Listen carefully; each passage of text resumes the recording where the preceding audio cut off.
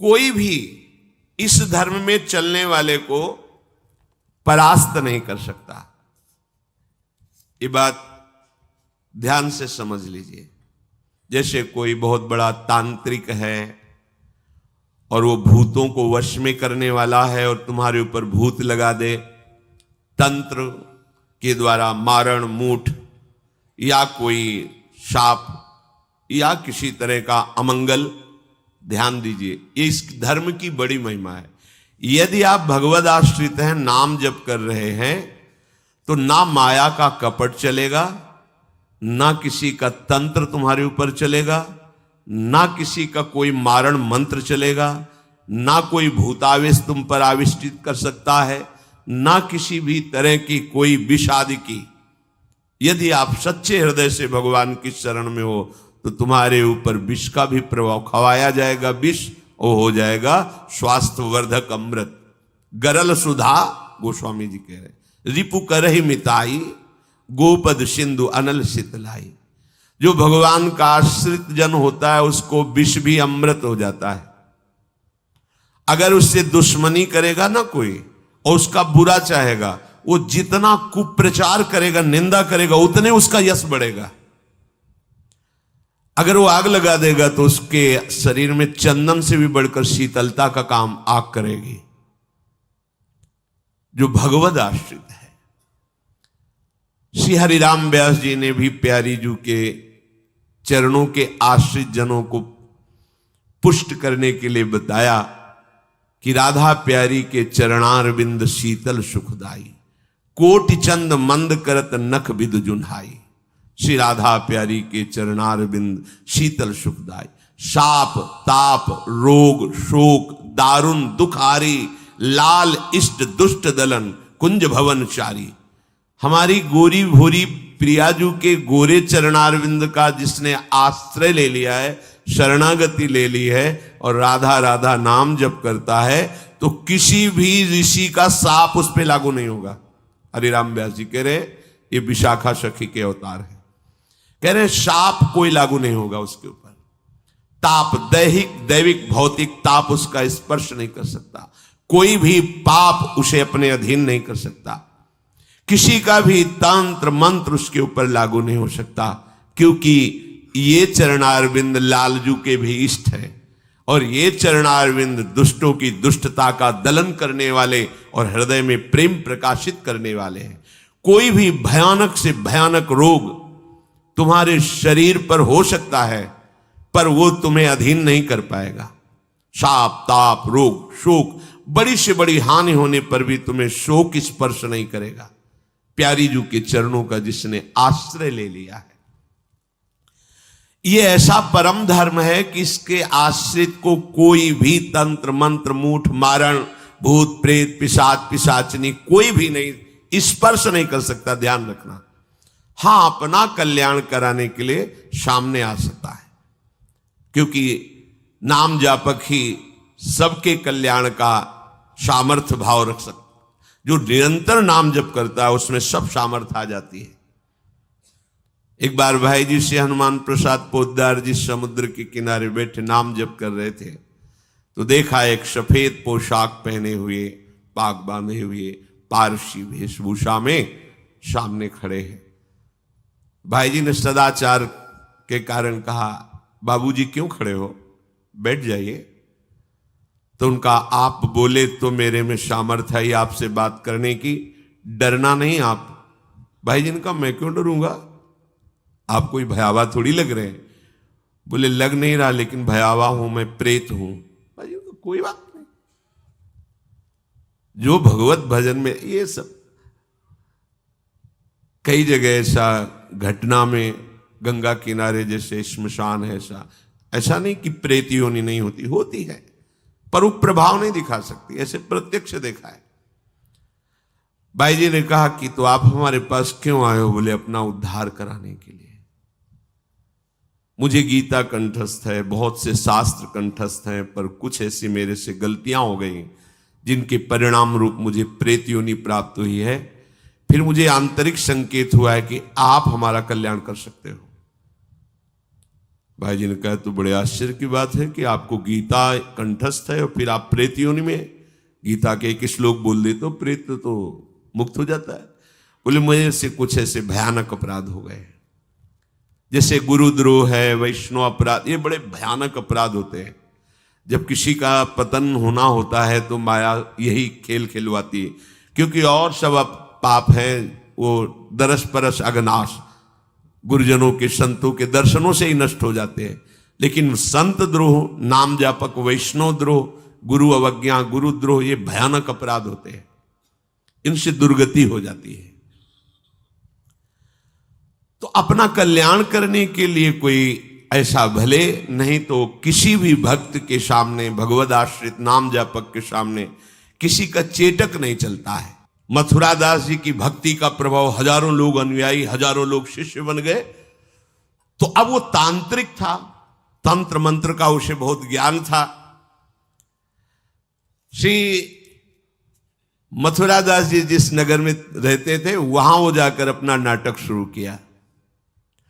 उसने सब जगह प्रचार प्रसार किया। मैं गंडकी नदी में 12 वर्ष तक खड़े होकर के तपस्या करके आया हूं, केवल दूध का आहार करता था, उसके प्रभाव से शालिग्राम भगवान हमारे बस में हो गए। और आप सबको मैं दिखा सकता हूं कि शालिग्राम मेरे वश में है, देख लीजिए। सिंहासन लाता, बाहर रखता, हजारों की भीड़, ऐसे ऐसे करता तो वैसे शालिग्राम उठते और नाचते हुए ऐसे ऐसे ऐसे फिर रख जाते, फिर ऐसे ऐसे ऐसे ऐसे। अब तो सबको आश्चर्य हो रहा, जैसे चुटकी बजा रहा वैसे शालिग्राम की बटिया ऐसे ऐसे ऐसे।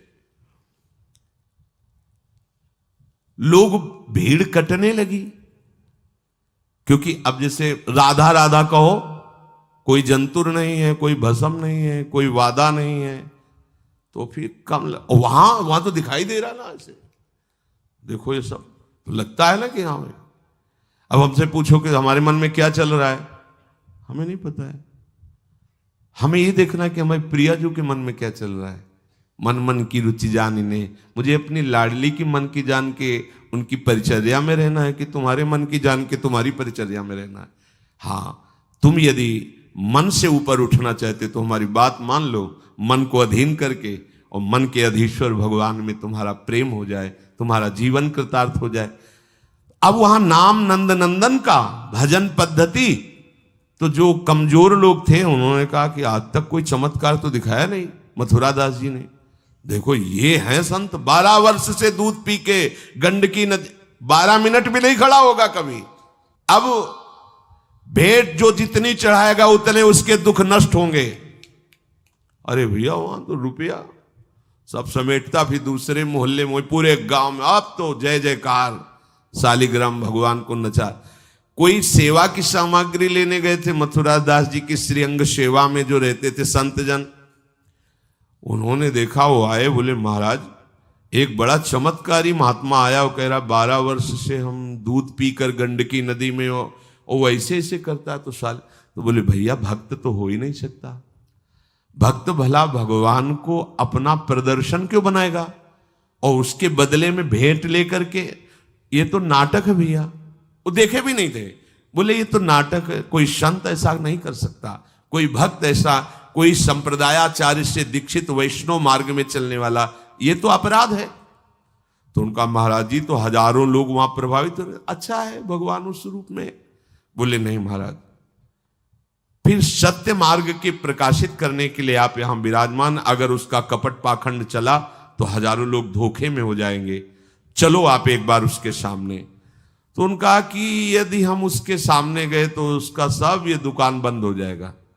बोले महाराज जी आप जरूर चलो, क्योंकि आपके चलने से यदि लोगों की श्रद्धा भगवान में वास्तविक लगे तो आप भी तो यही चाहने के लिए यहां गांव में वास कर रहे हो। उनको बड़ा दुख हुआ कि एक तो उसको दुख होगा, उसका नाटक बंद होगा, दूसरा कि वो जान क्यों नहीं रहा है जिन भगवान को तुम नचा रहे हो, अगर वास्तविक उनके तुम सेवक बन जाओ तो तुम्हें सब कुछ प्राप्त हो जाएगा। शालिग्राम भगवान श्री हरि ही है, कोई और नहीं है। पर बहुत जब उन्होंने कहा तो कहा चलो अच्छा, तो पाए परि गए लेके जाए ढिग ठाढ़े भये, चाहत फिरायो पे न फिरे सोच पर्यो है। जान गयो आप कछु याही को प्रताप ये पे, मारो करि जाप यो विचार मन धर्यो है। मुठी ले चलाई भक्ति तेज आगे आई नाही, वाही लपटाई भयो ऐसो मानो मर्यो है। हुए करि दयाल जा जीवायो समझायो, प्रीति पंथ दर्शायो ही भायो शिष्य कर्यो है। सभी शिष्यों ने चरण पकड़ करके मथुरा दास जी को मनाया कि आप वहां चले। तो आप गए सादे वस्त्र एकदम सहज स्वरूप साधु का, जाके भीड़ भी इनके साथ है कि भाई मथुरा, उनका भी प्रभाव था तो बहुत सी भीड़ साथ गई। जाकर के गांव वालों ने कहा कि भैया वो आप जो स्वामी जी दिखाते थे शालिग्राम भगवान का चमत्कार वो दिखाइए, हमारे गुरुजी आए हुए हैं। ये तो उसने जाना था कि महिमावान है तभी तो वो आया था, पर उसको ये पता नहीं था कि हमारा प्रोग्राम इनके सामने नहीं चल पाएगा, क्योंकि भगवान नाम जापक के आगे कोई तंत्र मंत्र, कोई शाप पाप ताप ये सब नहीं, वास्तविक जो भगवत मार्ग में है। अब उसने निकाला सिंहासन और पूरा सब शालिग्राम जी को, तो केवल चुटकी ही बज रही थी, शालिग्राम भगवान वहीं बैठे थे। हर प्रयास कर लिया, कोई चमत्कार नहीं। लोगों ने कहा कि दिखाओ ना, अब ये हमारे गुरुजी हैं, गांव में रहते हैं। अब भक्त की निष्ठा के सामने भगवान को भी छोटा बनना पड़ता है। इतने महान भगवान भक्त बलि जी के सामने बामन बन के भीख मांगने के लिए गए। भक्ति निष्ठा जीत सकते थे, आज्ञा दे सकते थे, ना आज्ञा दी और ना विजय प्राप्ति की। भिक्षा में मांग करके दिया माता अदिति को कि आपकी चाह है कि राज्य पद देवराज को मिले, तो आपकी आराधना से मैं जाऊंगा, पर वो मेरा भक्त है, ना युद्ध करूंगा ना आज्ञा दूंगा, पर मांग के लाऊंगा। भगवान भिक्षुक बन के गए। भक्त के आगे नौटंकी नाटक कहां चल सकता है? अरे जुगनू तब तक चमकती रहे जब तक सूर्य प्रकट नहीं होता। सूर्य प्रकट हुआ तो लाखों जुगनुओं का कोई मतलब नहीं रह जाता। नौटंकी नाटक ये साधुता का भेष धर के कितने दिन चलेगा? जिस दिन पोल खुलेगी ना उस दिन सब नष्ट हो जाएगा, सब नष्ट हो जाएगा। लोग परलोक तो पहले ही नष्ट हो चुका था। पाखंड न करे। हम कह रहे तुम्हें धन चाहिए, तुम्हें सम्मान चाहिए, राम राम भजो, कृष्ण कृष्ण भजो, हरि हरि भजो, विश्व नमन करेगा, ईमानदारी से भजो। हमने ऐसे संत भगवान देखे, ककारा नहीं पढ़े, कुछ नहीं जानते, बस एक ओम, दुई ओम, तीन ओम, चार ओम ऐसे जपते, और लोग न्यौछावर थे, सीधे सरल ओम ओम, राम राम, कृष्ण कृष्ण, साफ सिद्ध। कबीरदास जी जैसे वहां पर राम राम राम राम। श्री स्वामी सत्संगानंद जी महाराज बक्सर, बस इतने। जब कोई बेटा राम राम, ऐसे लगते थे कि मतलब इनको पी जाएं, अपने हृदय में रख ले। इतने दुलारे वयोवृद्ध थे, ऐसा सुंदर रूप, ऐसी कोमलता, ऐसा आकर्षण। राम राम राम राम। अरे प्रभु के नाम में क्या नाटक करने की जरूरत क्या है? पाखंड कर। प्रभु महालक्ष्मी पति हो, तुम्हें लक्ष्मी ही चाहिए तो वो सब दे देंगे। काहे को नाटक करे? काहे को किसी को भ्रम में डाले? तुम भ्रम में हो, दूसरे अरे भैया तुम राम राम जपो, कृष्ण कृष्ण जपो, तुम्हारा मंगल इसी, बस इसी में मंगल होगा, दूसरा मंगल कर ही नहीं सकता। अब उनके प्रभाव से उनका कुछ नहीं हुआ। अब तो लोग कहने लगे दिखाओ ना, इसका मतलब तुम नाटक कर रहे थे। अब सबके सामने उसका मान नष्ट हुआ, उसका सब तंत्र बेकार हो गया। कुछ लोगों ने कहा पकड़ो और मारो इसको, पीटो, बहुत नाटक करके रुपया कमा लिया, सब छीन लो, धन छीन लो। किसी ने कहा मार पीट के इससे न्यायाधीश के पुलिस डिपार्टमेंट को दो। ये मथुरा दास जी ने सबसे कहा देखो अगर हमको लाए हो तो हमारी बात मानो, इनको किसी भी तरह का कष्ट मत दो, कोई भी बंधन नहीं, और उनसे कहा, भैया आप जिसका नाटक कर रहे हो ना, अगर सत्यता से इसे मान लो तो जिन लोगों ने रुपए चढ़ाए ये बहुत थोड़े हैं, वो तुम्हें निहाल कर देगा। सत्यता से भजन करो, ये काहे को नाटक करते हो। इतना कह के वो चले गए, पर उसको समझ में नहीं आया। उसने कहा, अच्छा तुम अपनी दिखा दी, अब मेरी देखना। सबके बीच में कहा, तुमने अपनी दिखा दी, अब मेरी। मूर्ख को समझ में नहीं आता। उसने कहा, ठीक है तुमने दिखा दिया, अब कल सुबह तक तुम देखना कि मैं तुम्हारा क्या करता हूं। क्योंकि उसे मारण का प्रयोग आता था। अब ये क्रोध उत्पन्न हो जाए तो राक्षस बना देता है, और क्रोध उत्पन्न होता है कामना से, और उसकी कामना सब नष्ट हो गई ना, सब किया कराया सब माटी हो गया, क्योंकि लाखों लोग प्रभावित हो रहे थे।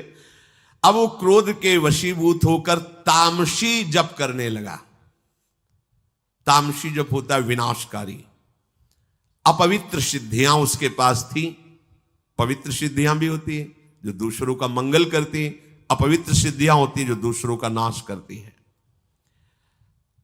उसने मारण विद्या का अनुष्ठान किया, जिसे देहाती भाषा में मूठ कहते हैं। आज मैं इस अभिचार से उस महात्मा का सर्वनाश कर दूंगा। भूल भूल भारी भूल। जो साधु की मीच तक है वो उसी मीच से मरता है, ये तो समझ में ही नहीं आया। सरस्वती जी को देवता और ब्रह्मा जी सब प्रार्थना कर रहे हैं कि अयोध्या वासियों की बुद्धि तो बदल दी, वापस गए। भरत जी आ रहे हैं, इनकी बुद्धि बदल दो, नहीं भरत जो कहेंगे वही राम करेंगे। तो दिमाग पलट गया है भरत की बुद्धि।